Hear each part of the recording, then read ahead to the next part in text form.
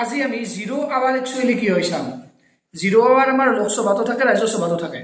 এই zero hour বুলি ক'লে আমি 12টাৰ পৰা 1টাৰ ভিতৰৰ যিখিনি টাইম, অৰ্থাৎ 12টা PM পৰা 1টা PM লৈকে যিখিনি 1 ঘণ্টা টাইম, এই টাইমটোক আমি জিৰো আৱাৰ বুলি কওঁ। এতিয়া এই জিৰো আৱাৰ কনচেপ্টটো আমাৰ ইণ্ডিয়াই আৰম্ভ কৰিছিলে। ইণ্ডিয়া আৰু চাইনা যুদ্ধৰ পাছত এই জিৰো আৱাৰ কনচেপ্টটো ইণ্ডিয়াই আৰম্ভ কৰিছিলে। গতিকে এইটো আমাৰ ইণ্ডিয়াৰ ট্ৰেডিশ্যন হয় জিৰো আৱাৰটো। এতিয়া জিৰো আৱাৰ যদি আমি চাওঁ, জিৰো আৱাৰৰ সময়ত লোকসভাত কিমানটা ছাবজেক্ট ডিছকাছ কৰা হয়? 8টাৰ পৰা 10টা ছাবজেক্ট আমাৰ লোকসভাত জিৰো আৱাৰৰ টাইমত ডিছকাছ কৰা হয়। লগতে ৰাজ্যসভাৰ ক্ষেত্ৰত যদি আমি চাওঁ, জিৰো আৱাৰৰ টাইমত ৰাজ্যসভাত 2টাৰ পৰা 3টা ছাবজেক্টে ডিছকাছ কৰা হয়। চ' এই জিৰো আৱাৰৰ কনচেপ্টটো আমাৰ ইণ্ডিয়াৰ ট্ৰেডিশ্যন হয়।